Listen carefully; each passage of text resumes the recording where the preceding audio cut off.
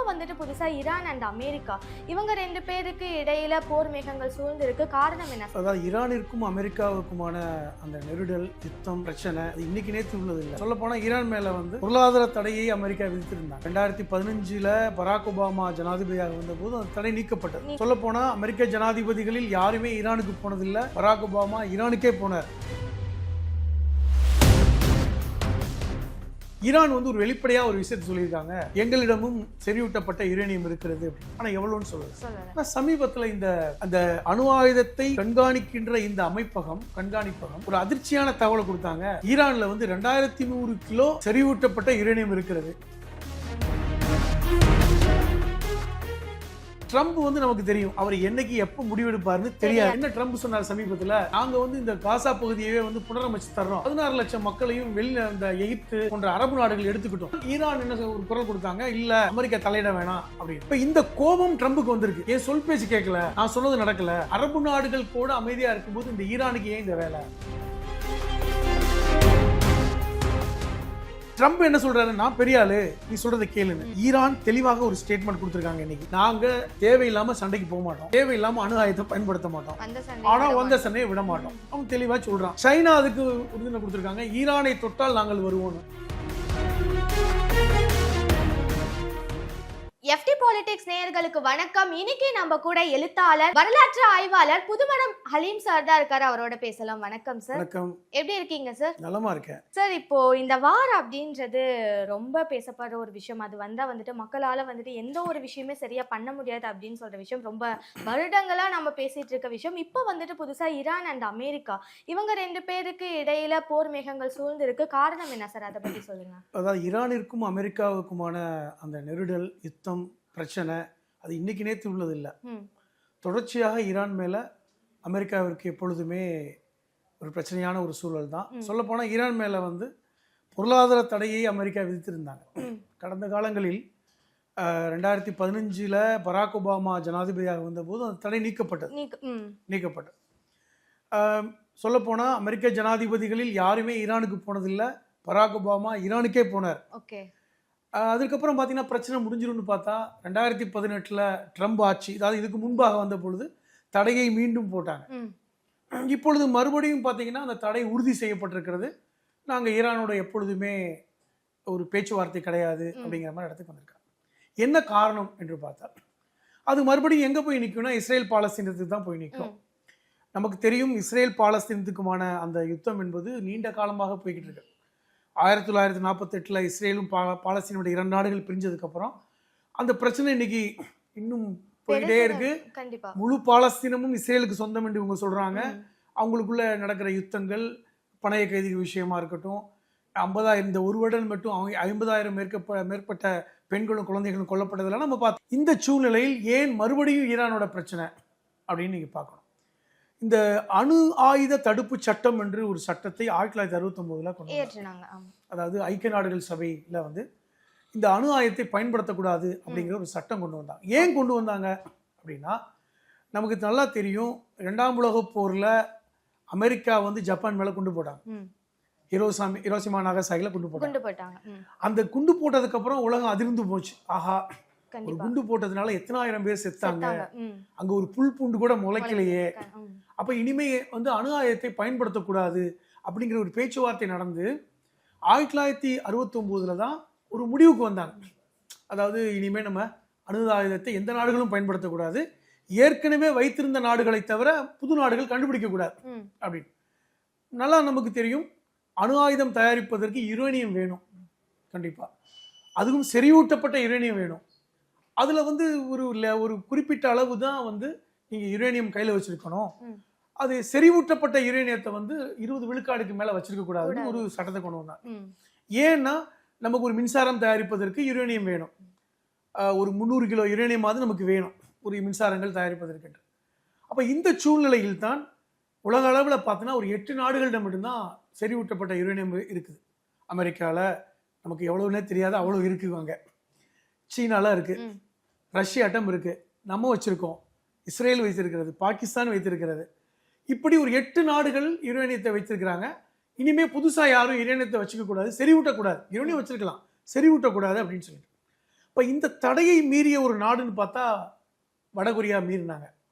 ஏனென்றால் 1969 அந்த ஒப்பந்தம் புதுப்பிக்கப்பட்டு 2015 மீண்டும் வந்து எல்லா நாடுகளும் அந்த ஆஸ்திரியாங்கிற ஒரு நாட்டில் வியன்னால தான் இந்த அணு ஆயுதத்தை கண்காணிப்பதற்கென்று ஒரு குழுவை ஐக்கிய நாடுகள் சபை வச்சிருக்காங்க. அப்போ இந்த எல்லா நாடுகளும் வந்து கையெழுத்து போடணும் போது 190 நாடுகள் வந்து கையெழுத்து போட்டாங்க. நாங்கள் யாரும் அதை பயன்படுத்த மாட்டோம், ஏன்னா உலகத்துக்கு ஆபத்தாக கூடிய விஷயம்.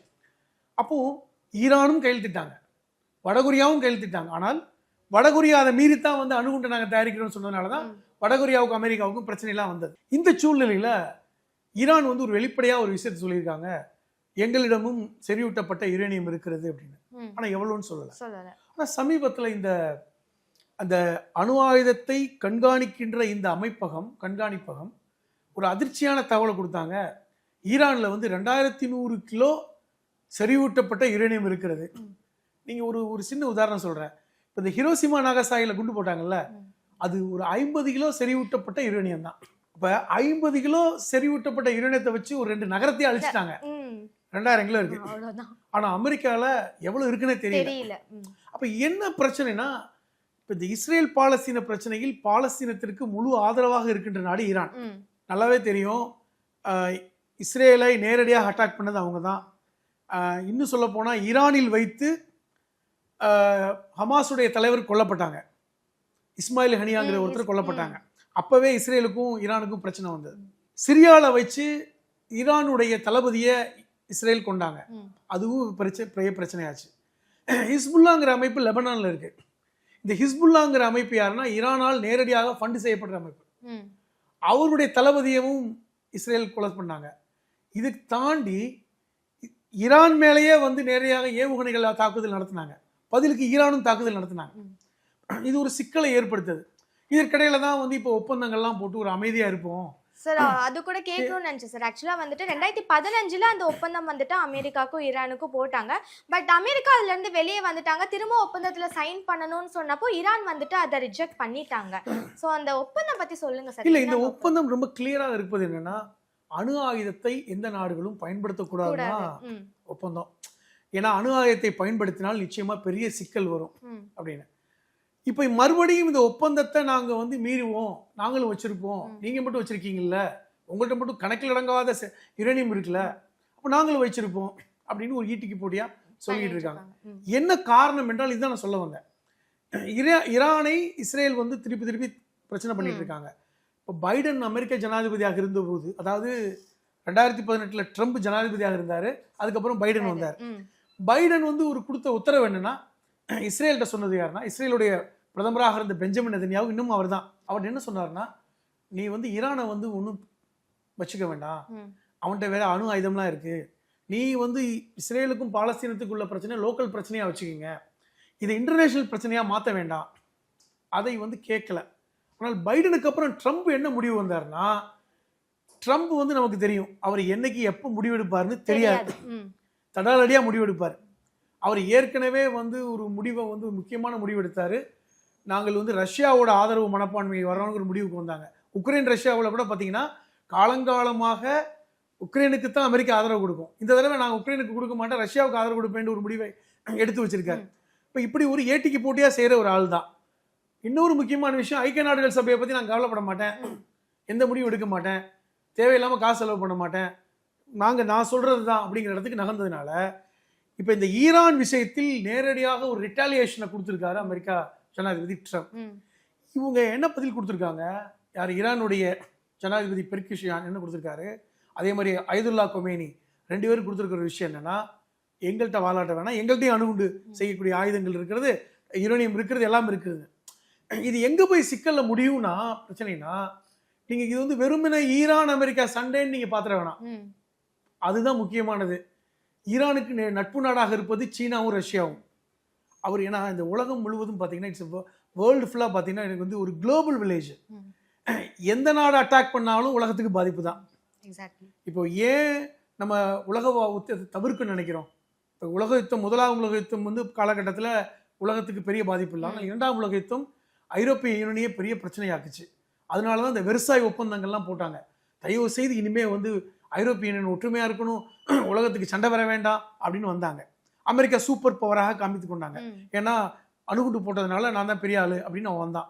அதெல்லாம் சரிதான். ஆனால் இந்த இந்த ஒப்பந்தங்கள் போட்டதுக்கு அப்புறம் உலக நாடு அமைதியா தான் இருக்கு. யாரும் தொட வேண்டாம், அணு ஆயுத தொட்டா உலகத்துல எதுவுமே புல் பூண்டு கூட மிஞ்சாது, இது உனக்கும் பாதிக்கும் எல்லாருக்கும் பாதிக்கும். இந்தியா நம்ம அதுதான் வலியுறுத்துறோம். ஒவ்வொரு தடவையும் நம்ம வலியுறுத்துறோம், தயவு செய்து அணு ஆயுதத்தை தொட வேண்டாம். ஆனா இது எங்க போய் நிக்குதுன்னா, நேரடியாக ஈரானுக்கும் அமெரிக்குமான அந்த கிளாஷ்ல போய் நிக்குது. இப்ப ஈகோல போய் நிக்குது. ட்ரம்ப் என்ன சொல்றாரு, நான் பெரிய ஆளு, நீ சொல்றதை கேளுன்னு. ஈரான் தெளிவாக ஒரு ஸ்டேட்மெண்ட் கொடுத்துருக்காங்க இன்னைக்கு. நாங்க தேவையில்லாம சண்டைக்கு போக மாட்டோம், தேவையில்லாம அணு ஆயுதத்தை பயன்படுத்த மாட்டோம், ஆனா வந்த சண்டையை விட மாட்டோம். அவன் தெளிவா சொல்றான். இப்ப சைனா அதுக்கு உறுதினை கொடுத்துருக்காங்க, ஈரானை தொட்டால் நாங்கள் வருவோம்னு. உலக அளவில் இன்னைக்கு அணு ஆயுதத்தை அதிகமாக வச்சிருக்கின்ற நாடு அமெரிக்கானா, அடுத்து சைனா தான். அப்ப அது என்ன ஆகும்? இப்போ உலக யுத்தம் சீனாவுக்கும் அமெரிக்காவுக்கும் அப்படி வந்துச்சுன்னா, அந்த நாடுகளுக்குள்ள போட்டி வந்துச்சுன்னா என்ன நிலைமைக்கு போகும்? இதுதான் பயம், இதுதான் அச்சம். இப்ப இது வரக்கூடாதுங்கிறது தான் எல்லாரும் விருப்பம். இப்ப அதனாலதான் உங்களுக்கு இஸ்ரேலுக்கு ஈரானுக்கும் சண்டை வந்தா கூட அணு ஆயுதத்தை பயன்படுத்தல. இஸ்ரேலுக்கும் அணு ஆயுதம் இருக்கு, ஈரானிடம் இருக்கிறது. ஆனா ஒரு உணர்ச்சி வசப்பட்டு அந்த முடிவுகளை எடுத்தாங்கன்னு வைங்களேன், அது எங்க போய் நிற்கும்? அதுதான் முக்கியமானது. அதான் இன்னைக்கு ட்ரம்ப்பை எல்லாரும் கேட்குறாங்க. ட்ரம்ப் யார் சொல்லும் கேட்காமல் அது ஈரான் எனக்கு கட்டுப்படணும், ஒப்பந்தம் போடணும். ஏற்கனவே ஈரான் மேல நீங்க வந்து பொருளாதார ரீதியாக தடை சட்டம் போட்டிருக்கீங்க, எதுவுமே அவங்களுக்கு கொடுக்கறது இல்லை. அதை பத்தி அவங்க கவலைப்படாம இருக்காங்க. இப்போ அணு ஆயுத தடை சட்டத்தில் கையெழுத்து போட்ட ஈரான் அந்த செறிவூட்டப்பட்ட யுரேனியத்தை வந்து நீங்க வந்து அது வந்து ஃபுல்லா இது பண்ணிடணும், டெமாலிஷ் பண்ணிடணும், இல்லை வந்து பயன்படுத்தக்கூடாதுன்னு எழுதி கொடுக்கணும்னா அவன் எப்படி ஒத்துக்குவான் அப்படிங்கிற ஒரு கேள்வி இருக்கிறது. இது எங்க போய் நிற்கும் அப்படின்னு பார்த்தால், இது ஒரு டேஞ்சரஸான ஒரு பொசிஷன்ல போய் நிற்குது. ஏற்கனவே உக்ரைனுடைய அதிபர் ஜெலன்ஸ்கி ஒரு வார்த்தை சொன்னார், இது 3ஆம் உலக போர்ல போய் நிற்க போகுதுன்னு சொன்னாரா. அமெரிக்கா மட்டும் இல்ல, ஐரோப்பியாவில் இருக்கின்ற நாடுகள்லாம் இன்னைக்கு அந்த அலர்ட் கொடுத்துருக்காங்க. ஐரோப்பாவில் இருக்கின்ற பிரான்ஸா இருக்கட்டும், போலந்தா இருக்கட்டும், சின்ன சின்ன நாடுகள் இருக்குல்ல, அந்த நாடுகள் அந்த குடிமக்களுக்கு ஒரு அலர்ட் கொடுத்துருக்காங்க. 3ஆம் உலக யுத்தம் வந்தால் நீங்கள் எப்படி நடந்து கொள்ள வேண்டும், பொருள்களை பாதுகாப்பாக வச்சுக்கோங்க, பதுக்கி வச்சுக்கோங்க, இது எத்தனை காலம் போகும் தெரியாது. அந்த அலர்ட்டை ஐரோப்பிய இருக்கின்ற நாடுகளுக்கு கொடுத்துருக்காங்க. அப்போ இது எதிர்பார்க்குறாங்க. இன்னைக்கு ஈரானோட கிளாஷ் வந்து விட்டால், அணு ஆயுதத்தை பயன்படுத்தி விட்டால் அது பெரிய அழிவை தான் உலகத்துக்கு கொடுக்கும். அது வரக்கூடாது என்பதுதான் நம்மளுடைய பிரார்த்தனைலாம். சார், ஆல்ரெடி வந்துட்டு இஸ்ரேல் அண்ட் பாலஸ்டைன் வார் வந்துட்டு போயிட்டு இருக்கு. இப்போ இப்படி நடக்கிறதுலாம் பார்த்தா ஈரான் அண்ட் அமெரிக்கா வாரும் வந்துட்டு ஸ்டார்ட் ஆகிடும் போட. இப்படி இருக்கப்போ ஆல்ரெடி யூரோப்ல வந்துட்டு அலாட்டே கொடுத்துட்டாங்க அப்படின்ட்டு சொல்றீங்க. எவ்வளோ வாய்ப்புகள் இருக்கு சார் 3ஆம் உலக போர் வரத்துக்கு? அதாவது இப்போ இஸ்ரேல் பாலஸ்தீன விஷயம் என்ன என்பதை நீங்கள் ஒரு விஷயத்தை புரிஞ்சுக்கணும். இஸ்ரேல் பாலஸ்தீன் என்பது தனித்தனி நாடுகள். அது 1948 தனித்தனி நாடுகளாக பிரிஞ்சது. இன்னும் சொல்லப்போனால் பாலஸ்தீனமிடமிருந்து தான் இஸ்ரேல் பிரிஞ்சது. ஒட்டுமொத்தமாக பாலஸ்தீனம் என்ற நாடு இருந்தது, 2 நாடாக பிரிஞ்சாங்க. ஆனால் இன்னைக்கு என்ன இஸ்ரேல் சொல்றாங்கன்னா, பாலஸ்தீனங்கிற நாடே கிடையாது, பாலஸ்தீனம் என்பது இஸ்ரேலின் ஒரு பகுதி. அதுதான் பிரச்சனை. இந்த 2 ஸ்டேட் நேஷன் அப்படிங்கிறத பாலஸ்தீனம் சொல்றாங்க. பாலஸ்தீனம் என்ன சொல்றாங்க, 2 நாடுகளும் இனிமே சண்டை போடாம இருக்கலாம், அதை பாலஸ்தீனத்தை இஸ்ரேல் ஏத்துக்கணும், அதே மாதிரி இஸ்ரேலை நாங்க ஏத்துக்கிறோம், பிரச்சனை முடிஞ்சிடும். இப்ப ஐக்கிய நாடுகள் சபை அதைத்தான் சொல்றாங்க. இப்போ வந்து இப்ப ஐக்கிய நாடுகள் சபை என்று ஒரு சபை உருவானதே இந்த 2 நாடுகள் பிரிவதுக்கு தான். 48க்கு முன்னாடி ஐக்கிய நாடுகள் சபை கிடையாது. 2 நாடுகளும் பிரிந்து ஒரு சுமூகமாக போனதுக்கு அப்புறம் ஏன் இந்த யுத்தம் வருது அப்படின்னு நீங்க கேட்கலாம். என்னதான் பிரச்சனைன்னு, அங்க இருக்கின்ற இந்த 1967 ஒரு யுத்தம் நடந்துச்சுங்க. இஸ்ரேலுக்கு ஆதரவாக அமெரிக்கா வருவதற்கு முன்பாக பாலஸ்தீனத்துக்கு ஆதரவாக அந்த மத்திய கிழக்கு நாடுகள்னு சொல்லக்கூடிய ஜோர்டான், எகிப்து, அரபு நாடுகள் எல்லாம் வந்து என்ன செஞ்சாங்க, இஸ்ரேலோட சண்டை போட்டாங்க 1967. மொத்தம் வந்து ஒரு 7 நாள் தான் அந்த போர் நடந்துச்சு.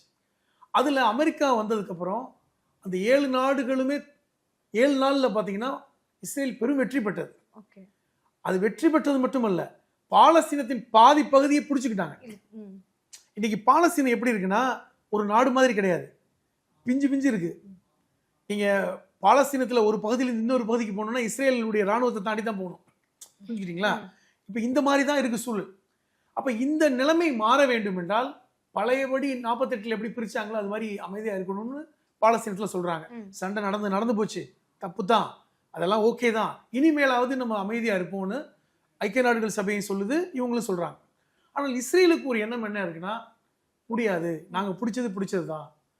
பாலஸ்தீனத்தில் ஒரு பகுதியை பிடிச்சாங்க, சிரியாவில் ஒரு பகுதியை பிடிச்சாங்க, லெபனானில் ஒரு பகுதியை பிடிச்சாங்க, இது எல்லாத்தையும் நாங்கள் தான் வச்சுருப்போம், இது எங்களுக்கான பகுதி அப்படிங்கிற மாதிரி வர்றாங்க.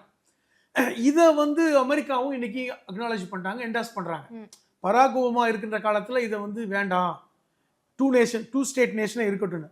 இன்னைக்கு என்ன சொல்ல வர்றாங்கன்னா, ஒன் ஸ்டேட் நேஷன் தான், அதுதான் சொல்யூஷன். இனிமே வந்து இன்னைக்கு பாலஸ்தீனத்தில் மேற்கு கரையின் ஒரு பகுதியே இப்போ இல்லை. இப்போ பாலஸ்தீனத்தில் இருக்கிறது ஃபுல்லாக காசாங்கிற பகுதி மட்டும்தான். அந்த காசா சின்ன பகுதி தான், ஒரு 40 கிலோமீட்டர் சுற்றளவு தான். அதில் 16 லட்சம் மக்கள் இருக்காங்க. அதில் ஒவ்வொரு நாளும் அந்த செத்துக்கிட்டே இருக்காங்க, உணவு இல்லாமல், நோய்க்குல மருந்து இல்லாமல், வெடிகுண்டு இல்லை, தாக்குதல் இல்லை, செத்துக்கிட்டே இருக்காங்க. அப்போ இவர்களை என்ன ட்ரம்ப் சொன்னார் சமீபத்தில், நாங்கள் வந்து இந்த காசா பகுதியவே வந்து புனரமைச்சு தர்றோம், 16 லட்சம் மக்களையும் வெளியில் இந்த எகிப்து போன்ற அரபு நாடுகள் எடுத்துக்கிட்டோம். அப்போ அவன் என்ன சொன்னான், சொந்த வீடை விட்டு எப்படி போவான், யார் வேணாலும் போவானா, நீங்கள் உங்கள் வீட்டை நான் சரி பண்ணி தரேன், நீங்கள் காலி பண்ணிடுங்கன்னு பக்கத்து வீட்டில் சொன்னால் ஒத்துக்குவோமா? அதுதான் அங்கே நடந்துச்சு. அப்போ அந்த பிரச்சனை வரும் பொழுது தான் ஈரான் என்ன ஒரு குரல் கொடுத்தாங்க, இல்லை அமெரிக்கா தலையிட வேணாம் அப்படின்னு. இவர் உடனே ஷட்டப் பண்ணார், அப்படிலாம் பேசக்கூடாது, நான் தான் பெரிய ஆள் அப்படின்னு. அது என்ன ஆச்சுன்னா, அது ஒரு பேச்சு வளர்ந்து போய் ஒரு மாதிரி போச்சு. மீண்டும் வந்து லெபனான் இருக்கின்ற ஹிஸ்புல்லா இஸ்ரேலை தாக்குதல் பண்ணாங்க. இது போயிட்டு இருக்கு. இப்போ இந்த கோபம் ட்ரம்புக்கு வந்திருக்கு, ஏன் சொல் பேச்சு கேட்கல, நான் சொன்னது நடக்கல, நீங்கள் எல்லாரும் காலி பண்ணுங்க, நான் வந்து அது ஒரு பெரிய ஒரு வளர்ந்த ஸ்டேட்டாக நான் காமிச்சு தரேன், காசாவை வந்து நான் வந்து ஒரு கேம்பிளிங் சென்டரு, நல்ல பீச்சு, நல்ல கட்டடங்கள், அதெல்லாம் புதைக்குழியாக இருக்குது. உண்மையிலே அது புதைக்குழியாக ஆயிடுச்சு. கிட்டத்தட்ட இந்த ஒரு வருஷத்தில் மட்டும் 50,000 பேர் கொல்லப்பட்டிருக்காங்க அந்த இடத்துல. அப்போ அது ஒரு புதைக்குழி தான். அப்போ அதை நீ காலி பண்ணுன்னு மக்கள் என்ன சொல்கிறாங்க, நாங்கள் இருக்கிறோம், நீங்கள் எங்களுக்கு சரி பண்ணி கொடுங்கன்னு கேட்குறாங்க. இப்போ இதுதான் இப்படி தான் போயிட்டுருக்கு. அப்போ இது வந்து என்ன நினைக்கிறாருன்னா, ட்ரம்ப் நினைக்கிற ஒரே ஒரு விஷயம், அரபு நாடுகள் கூட அமைதியாக இருக்கும்போது இந்த ஈரானுக்கு ஏன் இந்த வேலை, சவுதி அரேபியா அமைதியாக இருக்கு, கத்தார் போன்ற நாடுகள்லாம் சும்மா இருக்காங்க, அமெரிக்காவை பகிச்சிக்கல, ஏன்னா அவங்களுக்கு வந்து பொருளாதார ரீதியாக அவங்களுக்கு சப்போர்ட் வேணும். இன்னைக்கு ஒரு விஷயம் தெரிஞ்சுங்க தோழர், எல்லா நாடுகளும் வியாபாரத்தை வைத்து தான் நட்பு. நம்மளை இந்தியாவுக்கு நீங்கள் வந்து எத்தனாயிரம் பேரை நீங்கள் விளங்கிட்டு அனுப்பிச்சுனா கூட நம்ம இந்தியா நம்ம பகிச்சிக்காமல் இருக்கிறதுக்கு காரணம் என்ன, அமெரிக்காவோட உறவு நமக்கு தேவை. ரீசன் புரிஞ்சுக்கணும். ஏன்னா அது எங்களுக்கு வலிதான், பெரிய வேதனை தான். ஆனால் அமெரிக்காவை பகிச்சிக்க முடியாது. அவன் 100% வரி விதிச்சாலும் அப்பா அப்படி விரிக்காதப்பான்னு தான் பேச வேண்டியிருக்கு. இந்த உலகம் வந்து இந்த குளோபல் வில்லேஜ் எப்படி போயிருக்குன்னா, பொருளாதார ரீதியாக கனெக்டட். அது மாதிரி தான் அரபு நாடுகளும். பாலஸ்தீனம் அரபு நாடு என்றாலும் அவன் அங்கே கொல்லப்பட்டா கூட சவுதி அரேபியா போன்ற நாடுகள் அமைதியாக இருக்கிறதுக்கு காரணம் என்னவென்றால் வர்த்தகம், பெரும் வர்த்தகம். அப்போ இந்த வர்த்தகம் பாதிக்கப்படக்கூடாதுன்னு இருக்கும்போது ஈரான் மட்டும் ஏன் அப்படி பண்ணுறான் அப்படிங்கிறது தான் ட்ரம்புக்கு கோபம். ஈரான் சும்மா இருக்க வேண்டியதானே. அப்போ ஈரான் அப்படி இல்லை. அப்போ அவர்களுடைய அந்த முயற்சி, அவர்கள் இந்த மாதிரி ரியாக்ட் பண்ணுறாங்க பார்த்து கோவப்படுறாங்க. ஈரான் அப்படி இல்லாதனால ஈரானுக்கு என்ன பிரச்சனைனா, அவர்களுடைய தலைவர்கள் வரிசையாக கொல்லப்பட்டிருக்காங்க. வரிசையாக பார்த்தீங்கன்னா அந்த நாட்டில் வச்சே கொல்லப்பட்டிருக்காங்க. இதுக்கு நீதி வேண்டும் என்று பெரிய பேரணி ஒன்று ஈரானில் நடந்துச்சு. ஐதுல்லா கொமேனியே பெரிய ஒரு கூட்டத்தை கூட்டி மக்கள் மத்தியில் பேசினார், நம்மளுடைய தலைவர்கள் இங்கே கொல்லப்பட்டிருக்காங்க, இதற்கு இஸ்ரேலுக்கு நான் பதில் சொல்லி தான், இஸ்ரேல் எங்களுக்கு பதில் சொல்லி தான் ஆகணும்னு ஒரு பேசும் பொழுது தான் அமெரிக்கா இஸ்ரேலுக்கு ஒரு பிளைண்டாக ஆதரவு கொடுக்குறாங்க. அது ஒரு பெரிய ஒரு மத ரீதியான பின்புலம் இருக்குன்னு வைங்களேன். உங்களுக்கு நீங்கள் இஸ்ரேல் எடுத்துக்கொண்டால் அது வந்து 3 மதத்துக்குமே தொடர்புடைய ஒரு இடம், நீங்கள் புரிஞ்சுக்கணும். யூத மதமும் அங்கிருந்து தான் ஆரம்பித்தது, கிறிஸ்துவனுடைய பெத்லேகமும் அங்கே தான் இருக்குது, முகமது நபியுடைய ஆரிஜினும் அதுக்குள்ளே தான் இருக்குது. இப்போ 3 மதத்துக்கும் ஒரு தொடர்புடைய பகுதி தான் இஸ்ரேல். அது வரலாற்று ரீதியாக மத ரீதியாக இஸ்ரேல் வந்து ஒரு பெரிய தொடர்புடைய ஒரு பகுதி. அப்போ அந்த பகுதி வந்து பார்த்தீங்கன்னா இன்னைக்கு இருக்கின்ற யூத மதமாக இருக்கட்டும், கிறிஸ்துவ மதமாக இருக்கட்டும், இஸ்லாமிய மதம் எல்லாமே பங்காளிகள் தான், ஒன்றுக்கொன்று தொடர்புடைய மதங்கள் தான். அப்போ இந்த மத பிரச்சனையும் உள்ளுக்குள் அடங்கி இருக்கிறது. இரண்டாவது, அங்கு வந்து ஒரு 3ஆம் கோயில் கட்டப்படணுங்கிற அந்த ஒரு விஷயம் இருக்கிறது. அப்படி 3ஆம் கோயில் கட்டப்பட வேண்டும், அப்பொழுதுதான் எங்களுடைய மேசியா வருவார், எங்கள் தூதர் வருவார் என்கிற நம்பிக்கையும் அவர்களுக்குள் இருக்கிறது. இதற்கு ட்ரம்ப் ஆதரவு தெரிவிக்கிறார். ட்ரம்புடைய மருமகன் இஸ்ரேலை சார்ந்தவர், இதை நீங்க புரிஞ்சுக்கணும். ட்ரம்புடைய மருமகன் குஷ்னர் இருக்காருல்ல, அவர் இஸ்ரேலை சார்ந்தவர், ஒரு யூதர். அங்கு இஸ்ரேலில் பெரும்பாலான அந்த கட்டிடங்கள் கட்டுவது யாருன்னா இந்த ட்ரம்புடைய மருமகனுடைய நிறுவனம் தான். அப்போ எல்லாமே தொழில் ரீதியாக பாருங்க, நீங்கள் பிஸ்னஸ் ரீதியாக பாருங்க. அப்போ இது எல்லாமே கனெக்ட் பண்ணி பார்க்கணும். இதற்கு ஈரான் தடையாக இருக்கிறது என்கிற கோபம் ட்ரம்புக்கு இருக்கிறது. இருக்கு. ஆமா, இதனால வந்து ஈரானை ஒழிச்சு கட்டணும்னு முடிவோட இருக்காரு. ஈரானை ஒழிச்சு கட்ட ஓப்பனா வந்துட்டு ஈரான் மேல வந்துட்டு மிசைல் வந்துட்டு ஏவ போறோம் அப்படின்னு சொல்லியிருக்காரு. ஆனா அதுக்கு மற்ற உலக நாடுகள் எதுவுமே வந்துட்டு ஒரு சின்ன கண்டனம் கூட தெரிவிக்கல. ஏன் சார்? அதான் திருப்பி சொல்றேன். அதான் சார், இந்த மாதிரி வியாபாரமா இருக்கு அப்படின்றதுனால அது புரிஞ்சுக்கிங்க. பிசினஸ் தான். இப்ப எல்லாமே வந்து ஒரு பொருளாதார ரீதியாக ஒன்றுக்கொண்டு சார்ந்து இருக்கின்ற நாடுகள். இப்ப எது சொன்னாலும் என் மேல பொருளாதார தடை விதிச்சுட்டாங்கன்னா அதான். அப்போ வந்து ஹியூமனிட்டியை விட, மனித நேயத்தை விட, மனித உரிமையை விட அவர்களுக்கு பணமும் பொருளாதாரம் முக்கியமாகப்படுகிறது. அதுதான் அமைதி காக்குறாங்க. ஆனால் ஈரான் அதை வந்து பார்க்காம நேரடியாக நாங்கள் வந்து பாலஸ்தீனத்துக்கு சப்போர்ட் பண்ணுவோம்னு நிற்கிறதுனால வர்ற பிரச்சனைகள் தான். அதனால தான் அமெரிக்காவுடைய ஜனாதிபதி ட்ரம்புக்கு பெரும் கோபம். இவன் மட்டும் என்னத்தை தேவையில்லாமல் பண்ணிட்டு இருக்கான், மற்றவங்களாம் சும்மா இருக்காங்களே, அந்த கோபம் தான். அந்த கோபத்தின் வெளிப்பாடு தான் இன்னைக்கு ஈரானுக்கும் அமெரிக்காவுக்குமான பெரிய கிளாஷ். ஆனால் நீங்கள் நினைக்கிற மாதிரி வெறும் ஈரான் அமெரிக்கா பிரச்சனையாக மாறாது. ஈரானுக்கென்று ஆதரவு இருக்கின்ற நாடுகள் வரும் பொழுது அது உலக யுத்தமாக மாறக்கூடிய வாய்ப்புகளும் அதிகமாக வரும்.